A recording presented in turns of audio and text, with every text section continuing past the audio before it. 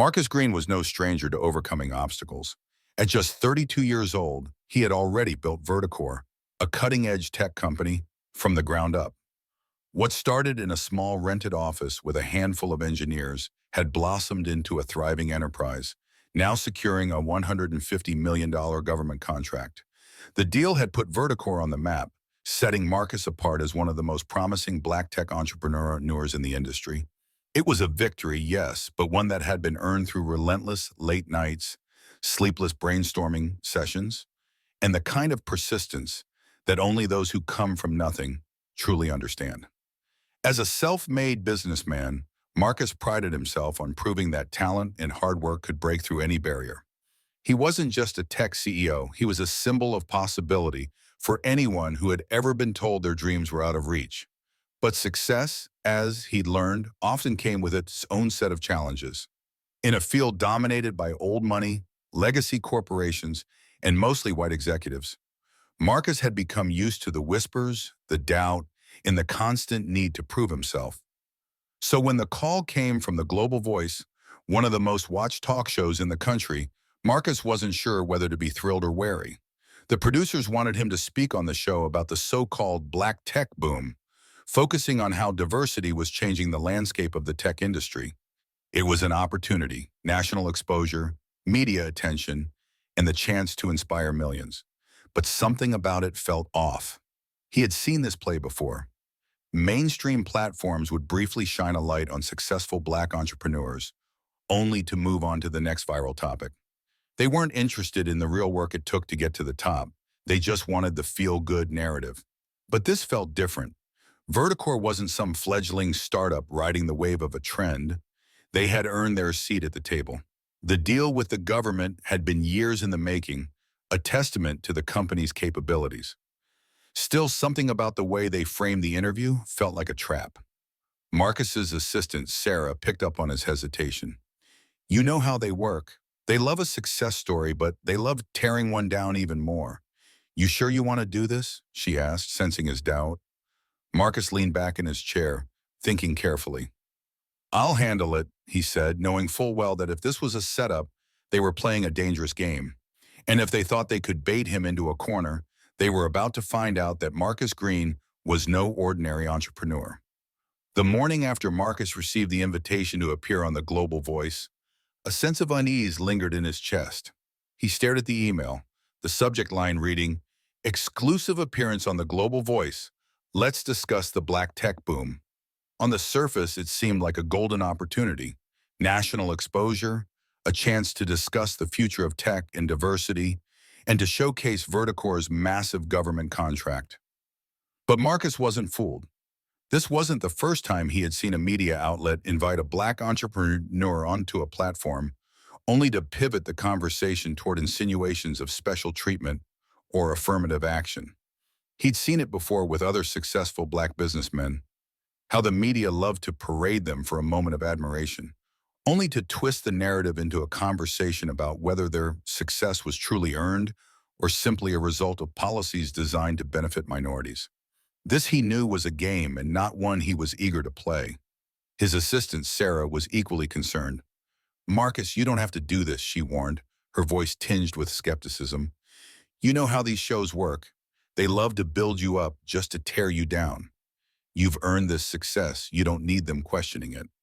But Marcus wasn't one to back down from an opportunity, especially one that could elevate Verticor to new heights.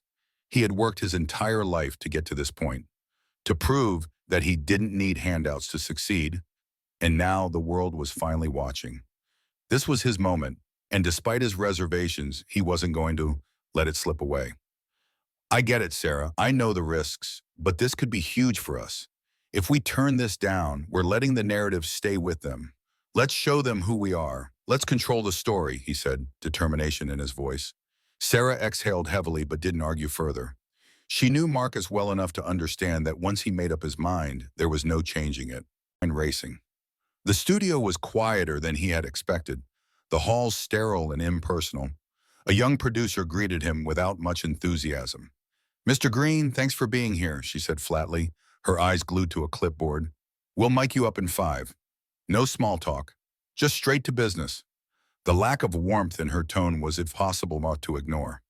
The air in the green room was thick with tension. Marcus sat down in the makeup chair, where another assistant silently powdered his face, offering no conversation.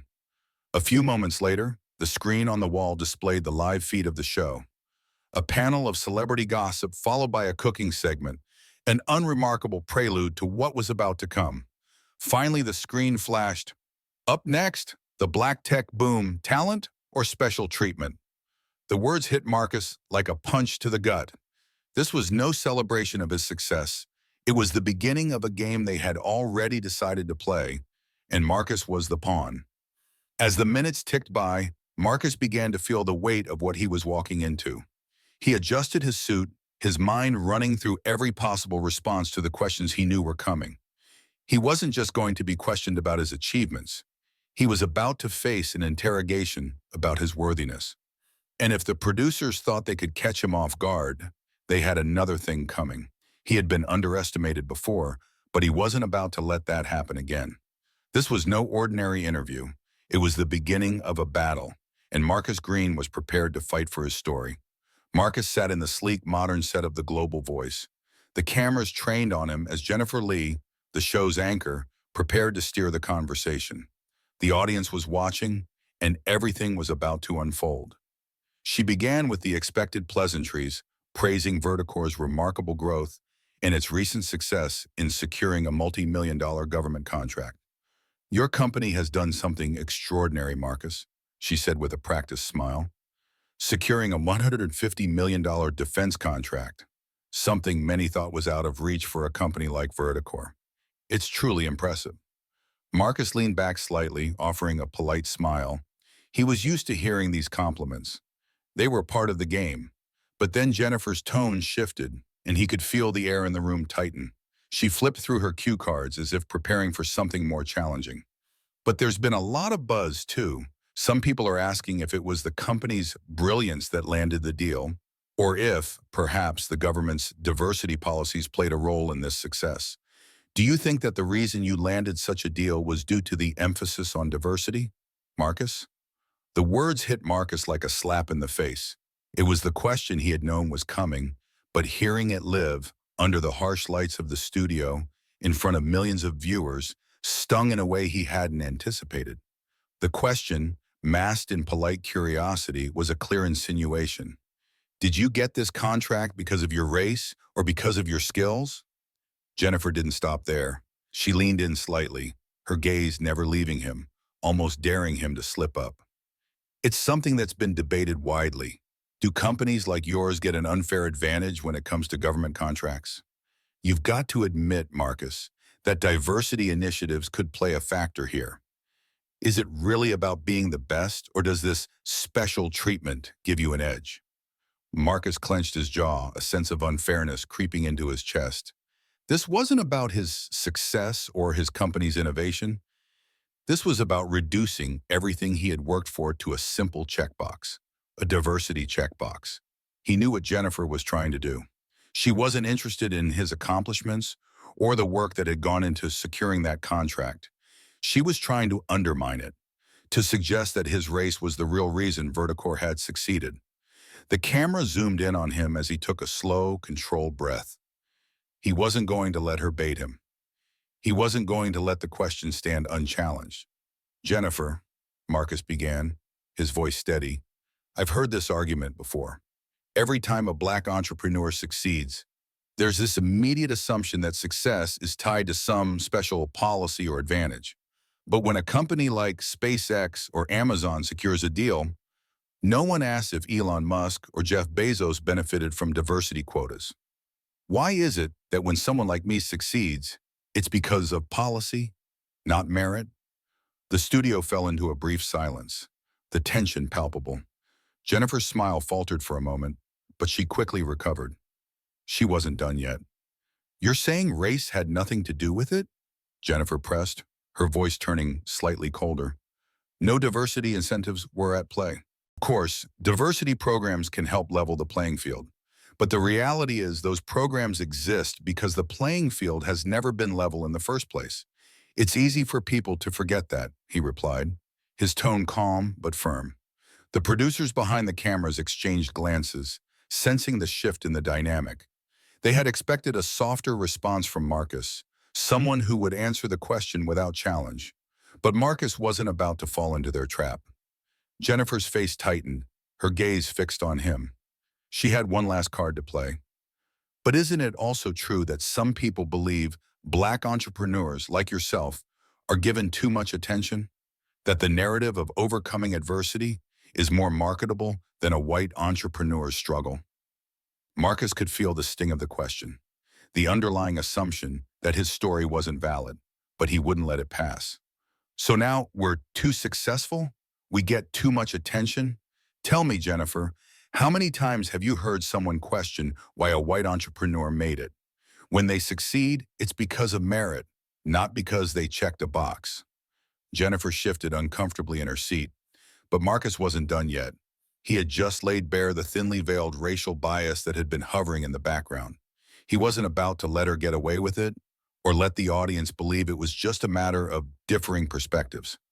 The camera's red light blinked, and Marcus turned slightly, addressing not just Jennifer, but everyone watching. It's easy to dismiss my success as the result of some kind of special treatment, but the truth is I had to work twice as hard, fight twice as much, just to be seen.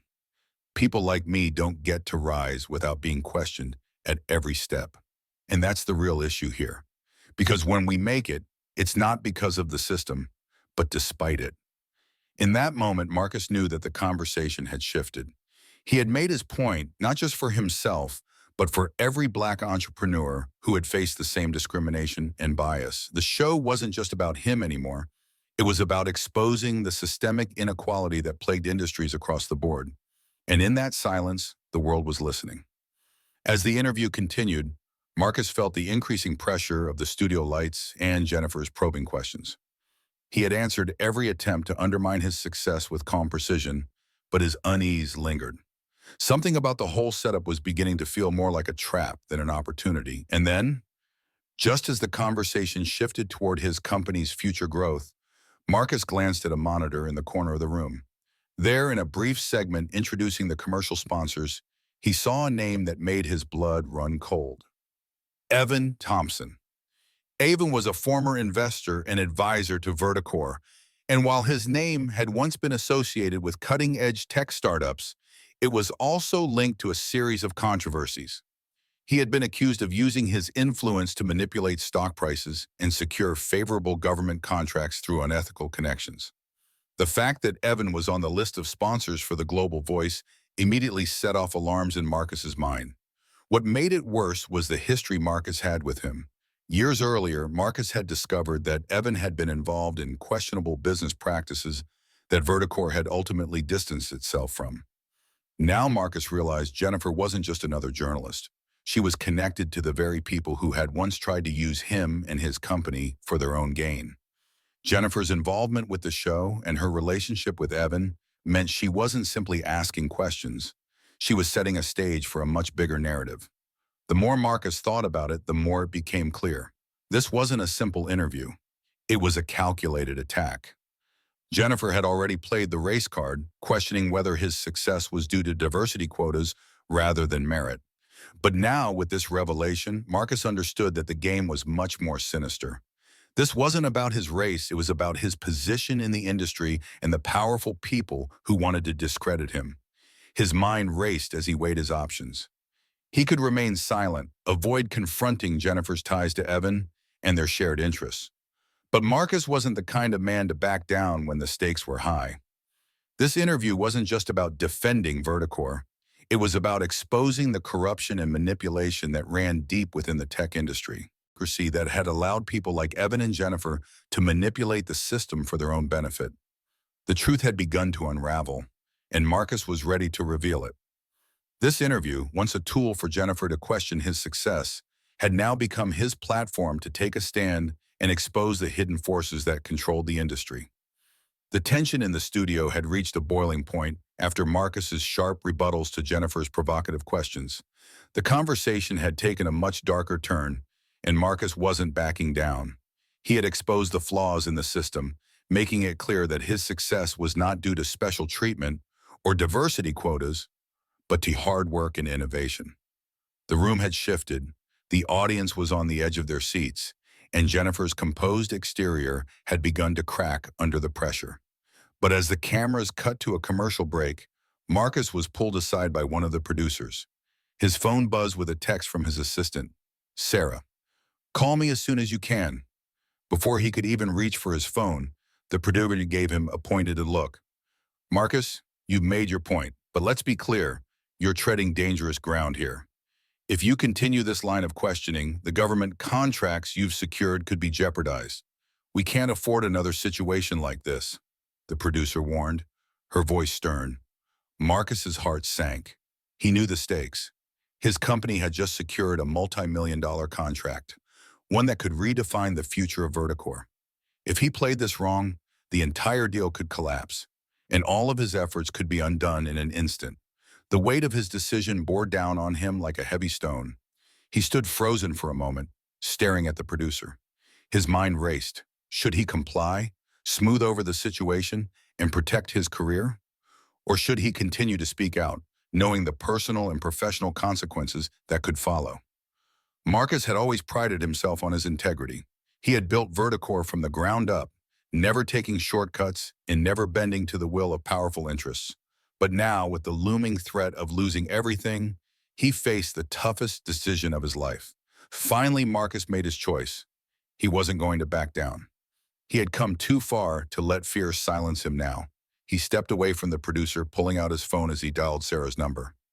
Sarah, I need your help. It's time to take this further. I need every shred of evidence we can find on the corruption in this industry. There's too much at stake, and I'm not going to let them push me into silence. Let's expose the truth no matter the cost, he said firmly. As he ended the call, a sense of clarity washed over him. This wasn't just about his company or his career anymore. It was about something bigger, a fight for justice and transparency in an industry that had long been corrupted by the same people who were trying to tear him down. Marcus knew there would be consequences, but he was prepared to face them. He was no longer willing to play by their broken rules. As the stakes grew higher, Marcus, Sarah, and a team of legal experts dove deep into investigating the systemic bias within the tech industry. The revelation that Jennifer Lee, the host of The Global Voice, had ties to influential investors with questionable practices set off alarm bells. Marcus quickly realized that his fight was no longer just about his company, but about unveiling a widespread issue that had plagued the industry for years. Sarah worked tirelessly alongside the team of attorneys to gather any evidence they could. They scoured financial documents, tracked political donations, and reviewed public records to uncover connections between major tech companies and investors known for their history of discrimination and corruption. It became clear that some of these investors had been funding companies, pushing them into government contracts through subtle yet insidious means, ensuring their dominance in the tech world at the expense of minority-owned businesses like Verticor. Decades. But the deeper they dug, the more evidence they found. Former employees from big tech companies began reaching out, sharing their experiences of bias in hiring, contract awarding, and corporate decision-making. Some spoke on the record, others anonymously, but their stories all followed a chillingly similar pattern of preferential treatment for those connected to powerful, predominantly white investors. As the stories came in, they painted a clear picture of a broken system that systematically excluded people like Marcus from getting a fair chance. These whistleblowers revealed how contracts were awarded not based on merit, but on connections and a desire to maintain the status quo. Even when companies like Verticor outperformed their competitors, they were often sidelined in favor of larger firms with better connections to investors and government decision-makers. Soon, these revelations led to heated debates in the tech community and the larger business world. News outlets picked up the story, and social media exploded with testimonials from workers, advocates, and even former executives who had witnessed these practices firsthand. The tension grew palpable as Marcus's fight sparked a movement that challenged the very foundation of corporate practices in tech. Discussions of diversity, fairness, and meritocracy dominated conversations both online and in boardrooms, pushing the issue of racial discrimination and corruption to the forefront of public consciousness. The battle was far from over, but Marcus felt the tide turning. His defiance had ignited a spark. The more evidence they gathered, the stronger the case became. The tech industry had underestimated him. They thought they could suppress his voice. But now Marcus and his team were taking a stand, and the repercussions would be felt across the industry. As the pressure mounted, Marcus prepared for what would be his most crucial press conference yet. He knew that this moment could either make or break the battle he had been fighting to expose the deep-rooted corruption and racial inequality within the tech industry. His team had gathered enough evidence, and it was time to go public. The press was eagerly awaiting his statement, but as Marcus stepped out of his car and approached the venue, something felt off. Before he could even reach the entrance, a group of masked individuals emerged from the shadows surrounding him. The situation escalated quickly. One of them grabbed his arm, while another shoved a threatening note into his hand, demanding that he cease his efforts to expose the industry's biases. The message was clear: stop now or face the consequences. As they pushed him back, one of the figures, with a low voice and piercing gaze, hissed, "This isn't your fight. Don't make us show you how far we'll go." In the chaos, Marcus quickly realized that these weren't just random threats. The aggressors were well organized, and their demeanor told him that they had the power to back up their threats. His mind raced as he processed the implications. The people behind this attack were some of the most influential figures in the tech industry, with connections that stretched into politics and government. This wasn't just an isolated incident, it was a deliberate move to intimidate him into silence. Despite the fear surging through his veins, Marcus felt an undeniable fire ignite inside him. He had come too far to back down now. The same powerful forces that had tried to suppress him for years were finally revealing themselves. And he knew this was a pivotal moment in his battle. They thought they could scare him, shut him down, and keep him in line with threats. But Marcus wasn't going to let them win. His decision was made in that instant. He wouldn't retreat into the shadows. The fight for justice had already cost him too much, and he wasn't about to let these faceless individuals dictate the outcome. With a calm yet unwavering resolve, Marcus stood up, ignored their threats, and walked directly to the press conference room, determined to confront the powers that be head-on. This moment marked a turning point in the battle, one that would shake the very foundation of the tech industry. It was no longer just about exposing the system's flaws. It was about taking a stand against the powerful forces trying to maintain the status quo. Marcus was no longer merely a businessman.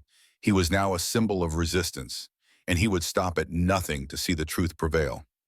Armed with undeniable evidence of corruption and systemic racial biases within the tech industry, he took the bold step of escalating the issue to higher authorities.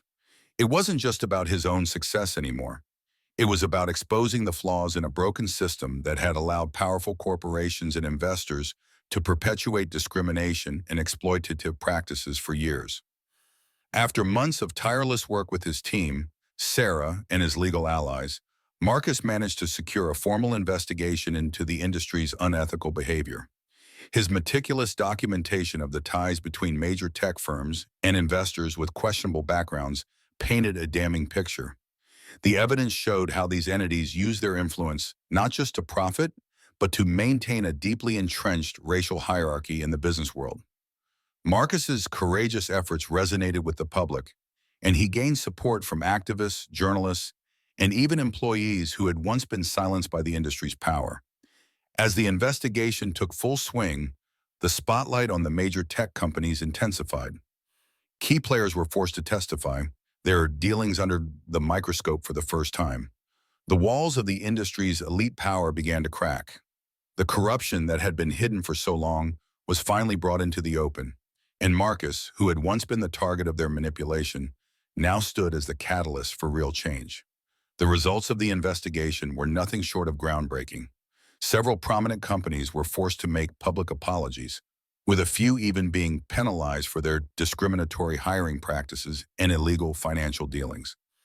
Key investors who had fueled the cycle of inequality were also held accountable, facing legal consequences and losing their positions of influence.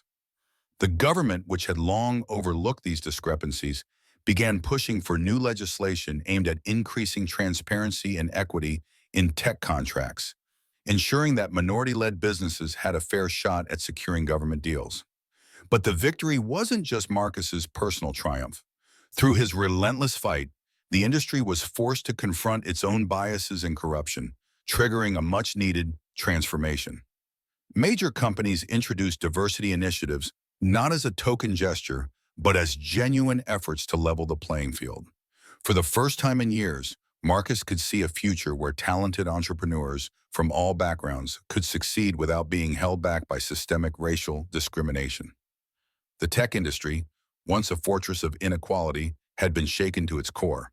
And through it all, Marcus Greene had not only secured justice for himself, but had become a symbol of change, a force that propelled the industry forward, helping to create an environment where fairness and opportunity could finally thrive.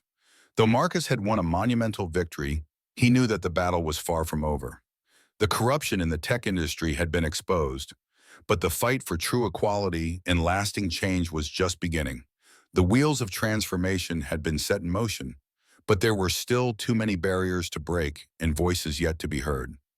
Marcus knew that simply securing justice for himself wasn't enough. He had a responsibility to ensure that the system truly changed for the better. Determined not to let this opportunity slip away, Marcus became an advocate for further reform, spearheading discussions on how diversity and fairness could be embedded into the very foundation of the tech world. He organized panels and forums where industry leaders, policymakers, and entrepreneurs could openly discuss how to tackle the issues that had plagued the business world for so long. He focused on the intersection of race, technology, and opportunity, emphasizing the need for systemic change, not just superficial diversity initiatives. As a well-respected figure in both the business and civil rights communities, Marcus's voice carried weight. He was not just a CEO, he was now a symbol of resilience, equity, and justice. People looked to him as a beacon of hope, especially young entrepreneurs of color who once thought the barriers to success were insurmountable. Marcus became a mentor to those who needed guidance, offering advice and encouragement to those who had the talent, but not always the opportunity. His story proved that success wasn't about conforming to the expectations of a broken system. It was about rewriting the rules and redefining success on one's own terms. He knew that lasting change required more than just individual success stories. It required collective action, unity, and an unrelenting commitment to justice. Marcus didn't rest on his laurels. He worked tirelessly, using his platform to push for continuous dialogue and reform. His efforts sparked a movement that slowly but surely began reshaping the industry, challenging outdated practices, and fighting for equal representation at every level. While the road ahead remained long, Marcus remained undeterred. As he traveled the country, inspiring others, he realized that true success wasn't just about achieving personal goals, but about paving the way for others to follow. His journey had only just begun, and with each new conversation and new initiative, he was helping to build a future where fairness and diversity were no longer the exception, but the rule. The future was bright, but Marcus knew that the fight was ongoing. He would continue to be a champion for equality, ensuring that the changes he started would one day become the norm. Marcus's journey teaches us that success isn't a singular, isolated event, but a continual struggle against systemic barriers. His story sheds light on the harsh realities many face, especially in industries where biases, favoritism, and inequality are still prevalent. In everyday life, we often encounter challenges that seem insurmountable due to a system that favors certain groups over others. But Marcus reminds us that real change comes from speaking out against injustices, standing firm in our beliefs, and rewriting the rules when necessary. His fight for fairness and inclusion is a call to action for all of us to be proactive in confronting bias and pushing for equal opportunities. Success shouldn't just be about individual achievement. It's about creating a space where everyone, regardless of their background, has the same chance to succeed.